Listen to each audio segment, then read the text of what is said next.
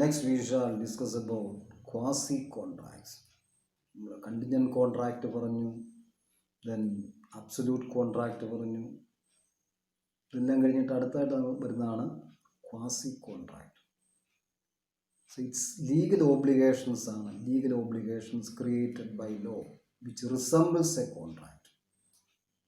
ഒരു quasi contract അല്ല. In case of a quasi contract there is no offer, there is no acceptance and മറ്റു കോൺട്രാക്റ്റിനെ സംബന്ധിച്ചുള്ള no other essentials, but the law says there is a contract. So quasi contracts are legal obligations created by law. നിയമം create ചെയ്യുന്ന legal obligations ആണ് quasi കോൺട്രാക്റ്റുകൾ. നമ്മൾ A quasi contract is A legal agreement created by law. So legal agreement created by law between two persons or two parties who did not have a previous obligation to each other.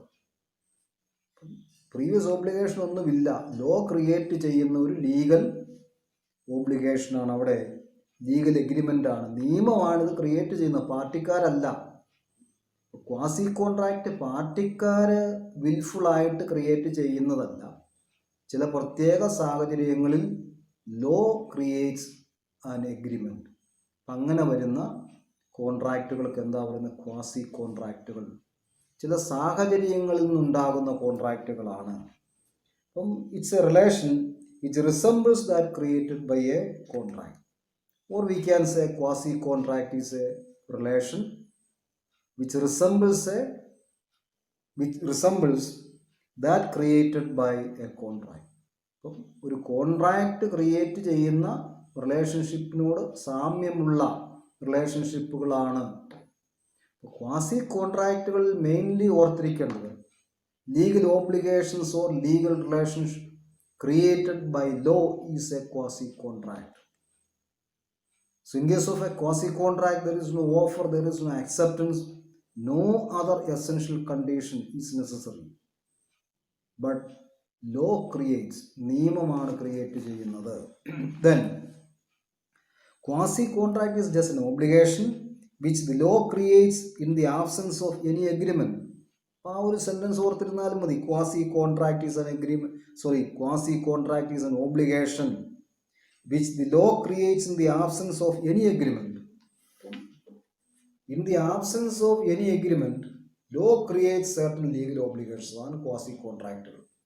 ഈ quasi കോൺട്രാക്റ്റുകൾ ഉണ്ടായിരിക്കുന്നത് തന്നെ ഒരു പ്രത്യേക നിയമത്തിൻ്റെ basic പ്രിൻസിപ്പിളിൽ നിന്നാണ്. No man must go rich out of another person's cost. No man should go rich out of another person's cost.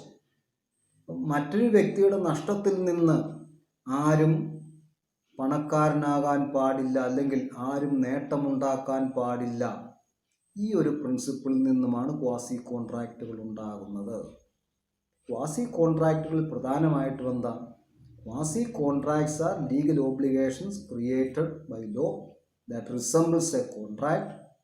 അവിടെ നമുക്ക് എന്താ? There is no offer, there is no agreement, no other essential condition need to be fulfilled, but there is a contract. നിയമമാണ് പറയുന്ന ഒരു contract ഉണ്ട്. നമ്മൾ ഈ finder of those goods, നിങ്ങൾ വഴിയെ പോകുമ്പം അല്ലെങ്കിൽ നിങ്ങൾക്ക് ഇവിടെ നിന്നെങ്കിലും കുറച്ച് സാധനങ്ങൾ കിട്ടുന്നു, ഫൈൻഡർ ഓഫ് ദോസ് ഗുഡ്സ് ഒരു ക്വാസി കോൺട്രാക്റ്റ് ഉണ്ട്. അതിൻ്റെ ട്രൂ ഓണറിനെ കണ്ടുപിടിക്കാനും മടക്കി കൊടുക്കാനുള്ള ബാധ്യത നിങ്ങൾക്ക് വരുന്നുണ്ട്, ക്വാസി കോൺട്രാക്റ്റ്. ഇനി if you make A payment which is liable to be paid by your friend, നിങ്ങളൊരു സ്നേഹിതൻ കൊടുക്കാനുള്ള ഒരു പേയ്മെൻറ്റ്, ആ സ്നേഹിതന് വേണ്ടി നിങ്ങൾ പേയ്മെൻറ്റ് കൊടുത്തു കഴിഞ്ഞാൽ നിങ്ങൾക്ക് ആ പണം മടക്കി തരാനുള്ള ബാധ്യത നിങ്ങളുടെ സ്നേഹിതനുണ്ട്. അവിടെ എന്താ? ഈ ഓബ്ലിഗേഷൻ നിയമമാണ് ക്രിയേറ്റ് ചെയ്യുന്നത്. ഇങ്ങനെയുള്ള ഓബ്ലിഗേഷൻസ് ആണ് നമ്മൾ പറയുന്ന ക്വാസി കോൺട്രാക്റ്റുകൾ. ദെൻ ഈ കോൺട്രാക്ട്സ് എന്താ?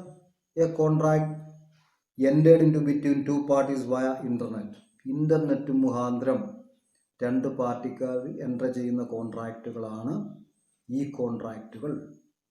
ഈ കോൺട്രാക്റ്റിനെ കുറിച്ച് നമ്മൾ അത്ര ഓർത്തിരുന്നത്. ഇപ്പം nowadays almost all the contracts are entered into using internet. ഇപ്പോൾ ഇൻ്റർനെറ്റ് ഉപയോഗിച്ചാണ് ഇപ്പം പ്രധാനമായിട്ടും കോൺട്രാക്റ്റുകളെല്ലാം തന്നെ ആളുകൾ എൻ്റർ ചെയ്യുന്നത്.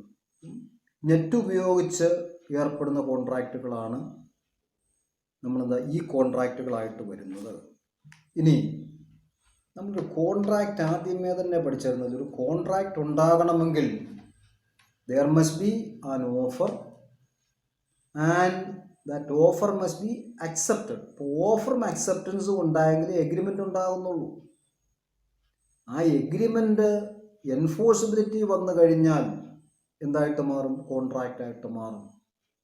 പിന്നെ നമ്മൾ കോൺട്രാക്റ്റ് ആക്ട് പഠിക്കുമ്പോൾ ഓഫർ എന്താണ്, അക്സെപ്റ്റൻസ് എന്താണ്, ഒരു വാലിഡ് ഓഫറിൻ്റെ എസെൻഷ്യൽ കണ്ടീഷൻസ് എന്തൊക്കെയാണ്, ഒരു വാലിഡ് അക്സെപ്റ്റൻസിൻ്റെ എസെൻഷ്യൽ കണ്ടീഷൻസ് എന്തൊക്കെയാണ്, അതുപോലെ തന്നെ what are the different kinds of offers, ഇതെല്ലാം കൃത്യമായിട്ട് പഠിക്കേണ്ടതാണ്. അപ്പോൾ നമുക്ക് ആദ്യമായിട്ട് what is an offer or proposal, what is an offer or proposal.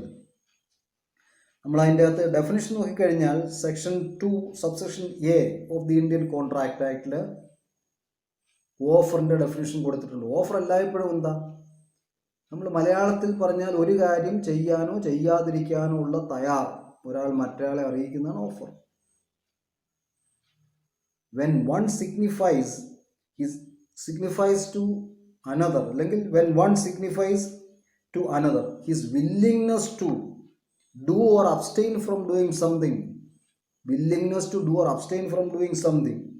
with a view to obtaining the assent of that other, to such act or abstinence he is said to make a proposal. ഇപ്പോൾ രണ്ട് കാര്യങ്ങളുണ്ട്. when one signifies his intention to do or abstain from doing something with a view to obtain the assent of the other, to such act or abstinence. അപ്പം എന്തിനു വേണ്ടിയായി intention അറിയിക്കുന്നത്? അയാളുടെ സമ്മതം കിട്ടുന്നതിന് വേണ്ടി. അപ്പോൾ അവിടെ എന്തായിട്ട് മാറി? ഒരു ഓഫർ ഉണ്ടാകുന്നു. അവിടെ സിഗ്നിഫൈസ് ഹിസ് ഇൻറ്റൻഷൻ, ഒരാളുടെ ഇൻറ്റൻഷൻ സിഗ്നിഫൈ ചെയ്ത് കഴിയുമ്പോൾ ഒരു ഓഫർ വയ്ക്കുന്നു. അപ്പോൾ അതാണ് ഡിഫൈൻ ഓഫർ ചോദിച്ചു കഴിഞ്ഞാൽ ഇതാണ് നമ്മൾ മെൻഷൻ ചെയ്യേണ്ടത്. According to section 2 subsection A of the Indian contract act, when one person signifies to another his willingness to do or abstain from doing something or doing anything, something വേണമെന്നില്ല, doing anything, with a view to obtain the assent of that other, to such act or abstinence he is said to make a proposal. ഒരു proposal ഉണ്ടാകുന്നു. നമുക്ക് വേണമെങ്കിൽ എന്താ, A says to B, will you purchase my car for ₹2 lakhs? ഇവിടെ എന്താ, A says to B, ഒരു ചോദ്യം ചോദിക്കുക ചെയ്യുന്നത്. ഇവിടെ ഇൻറ്റൻഷനെ അറിയിക്കുന്നത് will you purchase my car for ₹2 lakhs. A ബിയോട് ചോദിക്കുന്നു.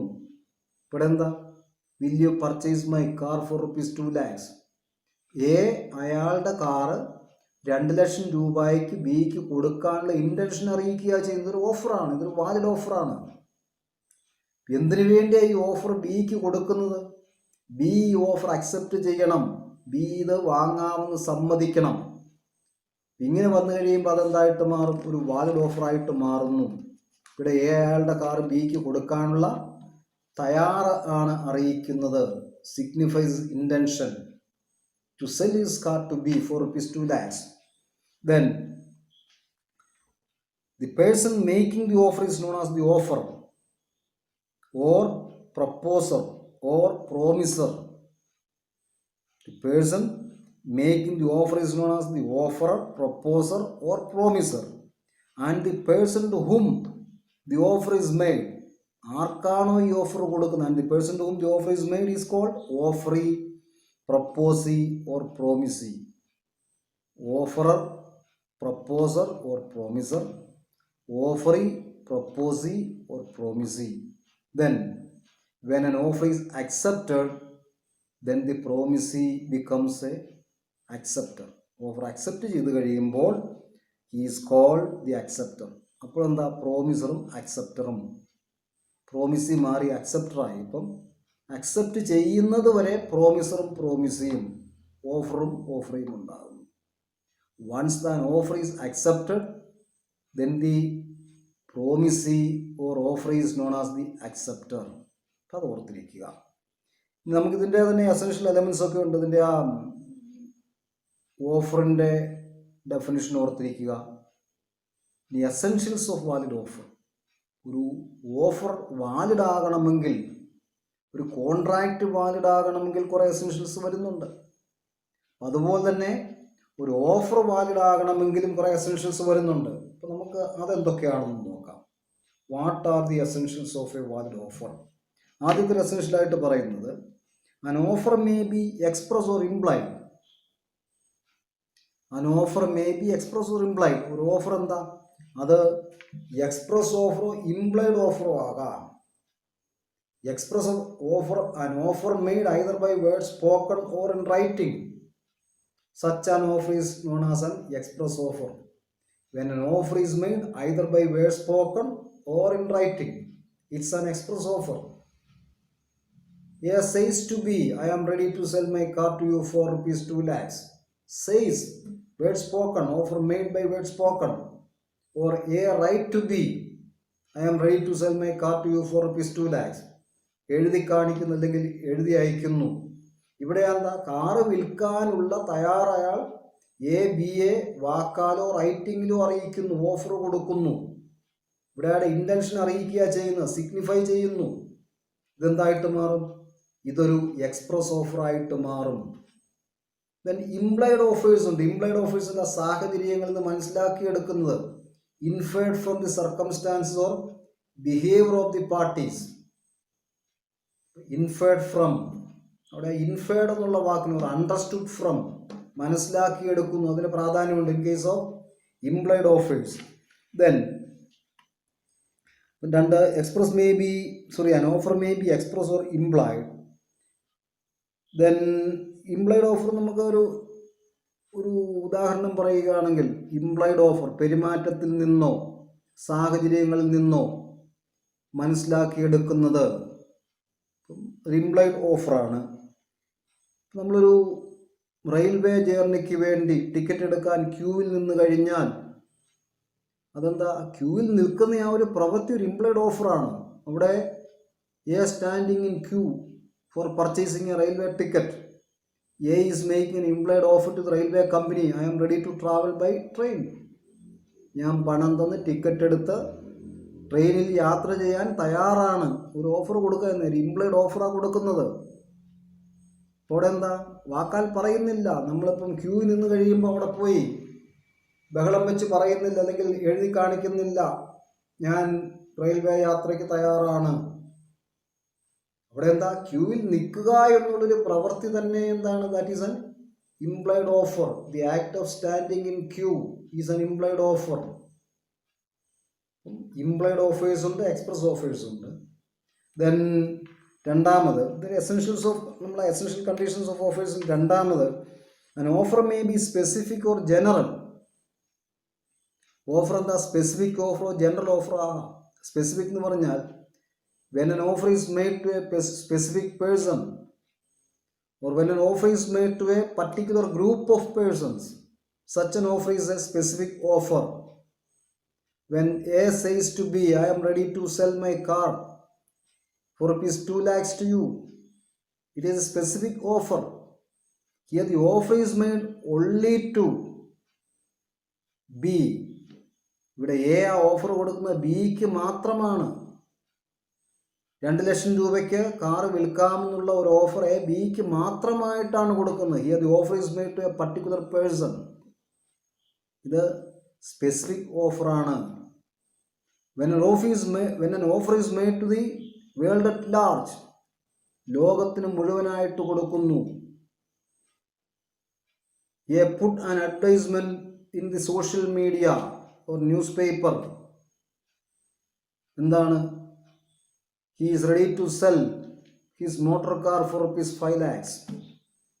അയാളുടെ കാറ് വിൽക്കാനുണ്ട്, 5 ലക്ഷം രൂപയ്ക്ക് കൊടുക്കാൻ തയ്യാറാണ്. അതിൻ്റെ ഡിസ്ക്രിപ്ഷൻ എല്ലാം കൂടെ കൊടുത്തു. സോഷ്യൽ മീഡിയയിൽ ഒരു പരസ്യം കൊടുത്ത്, അല്ലെങ്കിൽ ന്യൂസ് പേപ്പറിൽ മറ്റ് സോഷ്യൽ മീഡിയ അല്ലെങ്കിൽ പത്രത്തിലെ പരസ്യം കൊടുക്കുന്നു. ഇതെന്താണ്? ഇതൊരു പബ്ലിക് ഓഫറാണ്. ഈ പബ്ലിക് ഓഫർ ഇത് കാണുന്ന ആർക്ക് വേണമെങ്കിലും അക്സെപ്റ്റ് ചെയ്യാം. A specific offer can be accepted by the person to whom it is made, only by the person. to whom it is made. But in case of a general offer, it can be accepted by anybody who came to know about the offer. ഈ ഓഫറിനെ കുറിച്ച് അറിവുള്ള ആർക്ക് വേണമെങ്കിലും അത് accept ചെയ്യാം. Specific offer ആണെങ്കിൽ അത് ആർക്കാണോ offer കൊടുക്കുന്ന അയാൾക്ക് മാത്രമേ ഇത് അക്സെപ്റ്റ് ചെയ്യാൻ സാധിക്കുകയുള്ളൂ. എ ബിക്ക് കൊടുക്കുന്ന ഓഫർ ഓവർ ഹിയർ ചെയ്യുന്നു, സി ഓവർ ഹിയർ ചെയ്യുന്നു, അയാൾക്കത് അക്സെപ്റ്റ് ചെയ്യാൻ പറ്റുകയില്ല. കാരണം ഓഫർ സ്പെസിഫിക് ആയിട്ട് ബിക്ക് മാത്രമാണ് കൊടുക്കുന്നത്. രണ്ടാമത്തെ ക്ലാസിഫിക്കേഷൻ കണ്ടീഷൻ എന്താ വന്നിരിക്കുന്നത്? An offer may be specific or general. The first condition, an offer may be express or implied. Then the third one is, നമ്മൾ ഈ ഓഫറിൻ്റെ കാര്യത്തിൽ offer may B specific or general, അതിൽ നമ്മൾ സാധാരണയായിട്ട് ഈ ഒരു പോയിന്റ് ഡിസ്കസ് ചെയ്യുന്ന ഒരു പർട്ടിക്കുലർ കേസ് ഉണ്ട്. അത് Carlill versus Carbolic smoke ball company. ഇത് സാധാരണ ഡിസ്കസ് ചെയ്യുന്നതാണ്. ഇപ്പം ഈ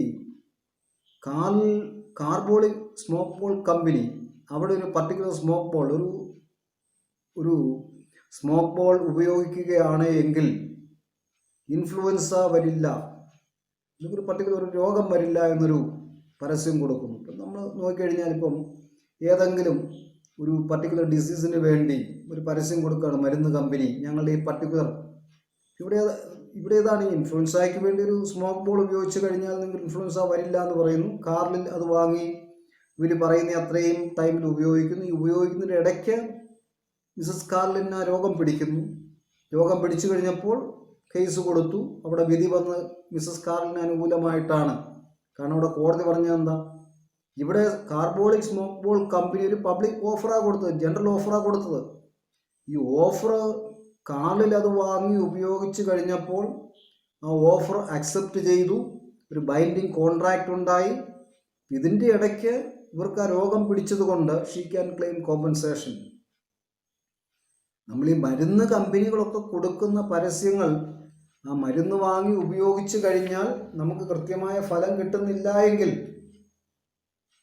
ആ മരുന്ന് കമ്പനിക്കെതിരെ നഷ്ടപരിഹാരത്തിന് സ്യൂ ചെയ്യാനുള്ള റൈറ്റ് ഉണ്ട്. നമ്മളങ്ങനെ സ്യൂ ചെയ്ത് കഴിഞ്ഞാൽ ആ പർട്ടിക്കുലർ മെഡിസിനൽ കമ്പനി പ്രിസ്ക്രൈബ് ചെയ്യുന്നതിൽ അവർ പറയുന്ന എക്സാക്റ്റ് രീതിയിൽ നമ്മളത് ഉപയോഗിച്ചു എന്ന് നമുക്ക് തെളിയിക്കാൻ സാധ്യമാകുന്നില്ല. അതുകൊണ്ട് കമ്പനികൾ പൈസ തരാതെ രക്ഷപ്പെടും. നമുക്ക് കൃത്യമായിട്ട് തെളിയിക്കാൻ സാധിക്കുകയാണെങ്കിൽ പരസ്യങ്ങൾക്കൊക്കെ വളരെയധികം ലീഗൽ ഇംപ്ലിക്കേഷൻസ് ഉണ്ട്. വെയിറ്റ് ലോസിന് വേണ്ടിയുള്ള പരസ്യങ്ങൾ സാധാരണഗതിയിൽ എന്താ നമ്മളാരും അതിൻ്റെ ഒരു പുറകെ പോകാറില്ല. അങ്ങനെ പോയി കഴിഞ്ഞാൽ കൃത്യമായിട്ട് തെളിയിക്കാൻ സാധിച്ചു കഴിഞ്ഞാൽ ഇവരൊരു ജനറൽ ഓഫറാണ് കൊടുക്കുന്നത്, അത് അക്സെപ്റ്റ് ചെയ്ത് കഴിഞ്ഞാൽ എൻ്റെ ബാക്കി എല്ലാ കണ്ടീഷൻസും ഫുൾഫിൽ ചെയ്യപ്പെടണം. ഈ ജനറൽ ഓഫറിൻ്റെ കാര്യത്തിൽ ഈ ഒരു പർട്ടിക്കുലർ കേസും കൂടെ മെൻഷൻ ചെയ്ത് കഴിഞ്ഞാൽ നന്നായിരിക്കും. ദെൻ നമ്മൾ അടുത്ത ഒരു പോയിന്റ് എന്താണ്, the terms of the offer must be definite, clear, certain and not loose and vague. The terms of the offer, ഒരു ഓഫർ കൊടുക്കുമ്പോൾ അതിൻ്റെ ടേംസ് എല്ലായ്പ്പോഴും ഡെഫിനിറ്റ് ആൻഡ് ക്ലിയർ ആയിരിക്കണം. It should not be loose or vague, അവ്യക്തമായിരിക്കാൻ പാടില്ല.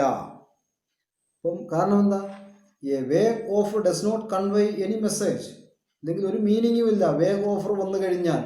അപ്പം the terms of the offer must be definite, clear and certain and not loose and vague. ഒരു ഓഫറിൻ്റെ ടേംസും കണ്ടീഷൻസും ഒക്കെ വളരെ ക്ലിയർ ആയിരിക്കണം. കാരണം അതിനാണ് നമ്മൾ ഇതിൻ്റെ പറയുന്നത് എന്താ, ഇപ്പം ഒരു എക്സാമ്പിൾ, ഇതെല്ലാം എക്സാമ്പിളാണ്. ഇപ്പം A offers to sell 1000 kg അല്ലെങ്കിൽ 1 ton of oil for ₹5 lakhs, 50,000. 1 ton oil 50,000 രൂപയ്ക്ക് വിൽക്കാമെന്നൊരു ഓഫർ കൊടുക്കുന്നു. ഈ ഓഫറിൻ്റെ അകത്ത് എന്ത് ഓയിലാണെന്ന് പറയുന്നില്ല. അപ്പം ഈ ഓഫർ ക്ലിയർ അല്ല. അതേസമയം A offers to sell 1000 kg of coconut oil for ₹1.5 lakh. ഈ ഓഫർ എന്താ, ക്ലിയർ ആണ്. ഇവിടെ പറയുന്നുണ്ട് കോക്കനട്ട് ഓയിലാണ്, ഇത്ര ലക്ഷം രൂപയ്ക്കാണ് കൊടുക്കാമെന്ന് പറയുന്നത്. Everything is clear.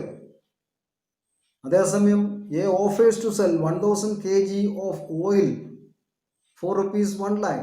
ഓയിൽ കൊടുക്കാമെന്ന പറയുന്നത്, എന്ത് ഓയിലാണെന്ന് പറയുന്നില്ല. ഇനി A has 3 houses, A offers to sell his house, A offers to sell his house, ഏത് വീടാണെന്ന് പറയുന്നില്ല. അപ്പം അങ്ങനെ വന്നു കഴിയുമ്പോൾ ആ ഓഫർ ക്ലിയർ അല്ല. The terms of the offer must be clear and definite. It should not be loose or wear. അത് മറ്റൊരു എസെൻഷ്യൽ കണ്ടീഷനാണ്. Then an offer must be made with an intention of creating legal obligation. എല്ലായ്പ്പോഴും offer ചെയ്യുന്നത് ഒരു legal obligation create ചെയ്യാനുള്ള ഇൻറ്റൻഷനോട് കൂടി ആയിരിക്കണം. then only it creates an agreement or it creates a legal contract. Always an offer must be made with an intention to create a legal obligation. തമാശന് കാര്യങ്ങൾ പറഞ്ഞാൽ അതൊരിക്കലും ഒരു വാലിഡ് ഓഫറായിട്ട് മാറില്ല. The most important element of a valid contract is that it must create legal obligations among the parties to the contract. അതൊരു പ്രധാനപ്പെട്ട പോയിൻ്റാണ്. ഒരു വാലിഡ് കോൺട്രാക്റ്റിൻ്റെ പ്രധാനപ്പെട്ട പോയിൻ്റ് എന്താ? It must create a legal obligation.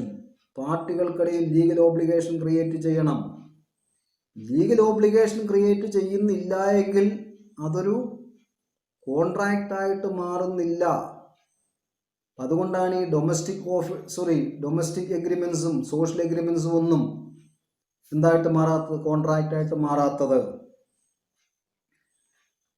ഇപ്പോൾ എക്സാമ്പിൾ എന്താ? A offers car to B for rupees 2 lakhs എന്ന് പറഞ്ഞാൽ അതൊരു വാലിഡ് ഓഫറായിട്ട് മാറും. അതേസമയം ഒരു സോഷ്യൽ എഗ്രിമെൻ്റ് വന്നു കഴിഞ്ഞാൽ അവിടെ എന്താണ്? അവിടെ ഒരു ഇൻറ്റൻഷൻ ക്രിയേറ്റ് ചെയ്യുന്നില്ല. അപ്പം ഇൻറ്റൻഷൻ ക്രിയേറ്റ് ചെയ്യുന്നില്ലാത്തത് അവിടെ നമുക്കെന്താ? ഇപ്പോൾ ഒരു ലീഗൽ ഓബ്ലിഗേഷൻ ക്രിയേറ്റ്, വീട്ടിൽ കിടന്നുകൊണ്ട് ഒരു മകൻ വഴക്കുണ്ടാക്കുന്നു. Son quarrel with his father for pocket money.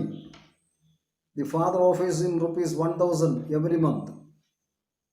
ഇവൻ്റെ ശല്യം ഒഴിവാക്കാൻ വേണ്ടി ഫാദർ പറഞ്ഞ് എല്ലാ മാസവും നിനക്കൊരു ₹1,000 പോക്കറ്റ് മണി തന്നേക്കാം. 1-2 മാസം കൊടുത്തു. അത് കഴിഞ്ഞെന്താ? ഈ പണം കൊടുക്കുന്നില്ല. The son cannot force his father to pay the pocket money. കാരണം അവിടെ എന്താ? ഫാദർ പറഞ്ഞതൊരു ലീഗൽ ഓബ്ലിഗേഷൻ ക്രിയേറ്റ് ചെയ്യാൻ വേണ്ടിയിട്ടല്ല. ഇവിടെ ഇൻറ്റൻഷൻ ഇല്ല. അപ്പം ഇൻറ്റൻഷൻ ഇല്ലാതെ വന്നു കഴിയുമ്പോൾ അതൊരു ബൈൻഡിങ് കോൺട്രാക്റ്റ് ആയിട്ട് മാറില്ല. ദെൻ അടുത്തൊരു പോയിന്റാണ്, offer must be communicated to the offering.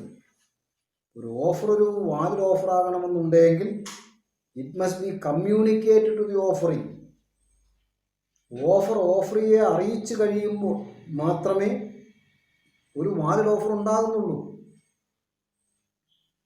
ഇപ്പോൾ എയുടെ മനസ്സിലുണ്ട് അയാളുടെ കാർ 2 ലക്ഷം രൂപയ്ക്ക് ബിക്ക് കൊടുത്തേക്കാവുന്ന. ഇത് ബിയെ അറിയിക്കാത്തിടത്തോളം കാലം അവിടെ ഒരു ഓഫർ ഉണ്ടാകുന്നില്ല. An offer is complete only when it is communicated to the offeree. An offer to be complete must be communicated to the person to whom it is made. അപ്പം ഓഫർ എന്താ? ഓഫർ കമ്മ്യൂണിക്കേറ്റ് ചെയ്ത് കഴിയുമ്പോഴേ അതൊരു ഓഫറായിട്ട് മാറുന്നുള്ളൂ. അപ്പം an offer must be communicated to the offeree. An offer becomes effective only when it is communicated to the offeree. Offer communicate ചെയ്ത് കഴിയുമ്പോൾ മാത്രമേ അതൊരു ഇഫക്റ്റീവ് ഓഫറായിട്ട് മാറുന്നുള്ളൂ. ഇനി പല സാഹചര്യങ്ങളിലും എന്താണ്? ഓഫർ ഉണ്ടെന്നറിയാതെ ഒരു പ്രവൃത്തി ചെയ്തു കഴിഞ്ഞാൽ അതിനൊരു വാലിഡിറ്റി ഉണ്ടാകില്ല. എ ലോസ്റ്റ് ഹിസ് ഡോഗ്, പട്ടിയെ നഷ്ടപ്പെട്ടു.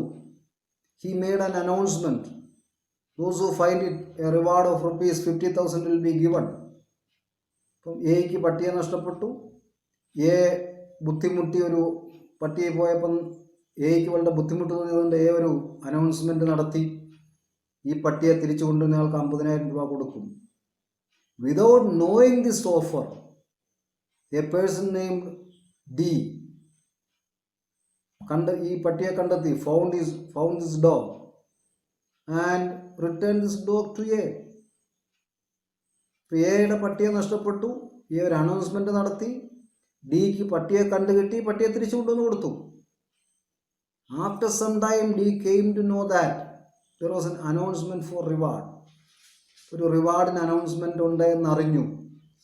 അതങ്ങനെ അറിഞ്ഞു കഴിഞ്ഞപ്പോൾ ഡി ക്ലെയിം ദി റിവാർഡ്.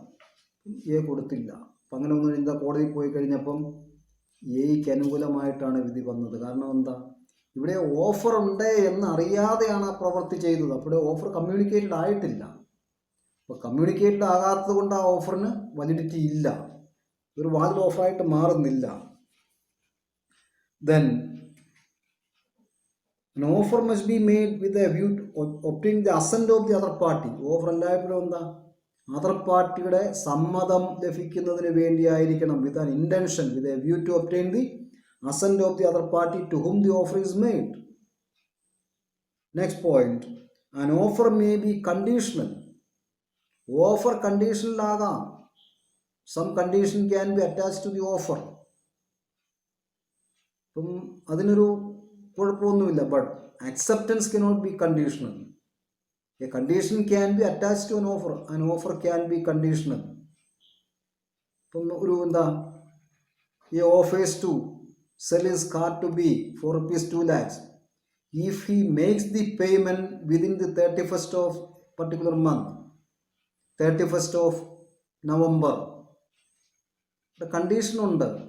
2 ലക്ഷം രൂപയ്ക്ക് കാറ് കിട്ടണമെന്നുണ്ടെങ്കിൽ ആ പർട്ടിക്കുലർ ഡേയ്ക്ക് മുമ്പ് അതിൻ്റെ പേയ്മെൻറ്റ് നടത്തണം. ആ പേയ്മെൻറ്റ് നടത്തുന്നില്ല എങ്കിൽ ആ കോൺട്രാക്റ്റ് ഇൻവാലിഡ് ആയി പോകും. So conditions can be attached. An offer can be made conditional. Then one should not contain a term the non-compliance of which would amount to acceptance. ഒരു ഓഫറിൻ്റെ അകത്ത് എന്താ, the non-compliance of which, നീ ഒരു കാര്യം അംഗീകരിക്കുന്നില്ല എങ്കിൽ ഈ ഓഫർ അംഗീകരിക്കുന്നതായിട്ട് എന്താ, ഈ ഓഫർ അക്സെപ്റ്റ് ചെയ്തിരിക്കുന്നതായിട്ട് കണക്കാക്കും. അങ്ങനെ ഒരു ടേം ഒരിക്കലും ഉൾപ്പെടുത്താൻ പാടില്ല.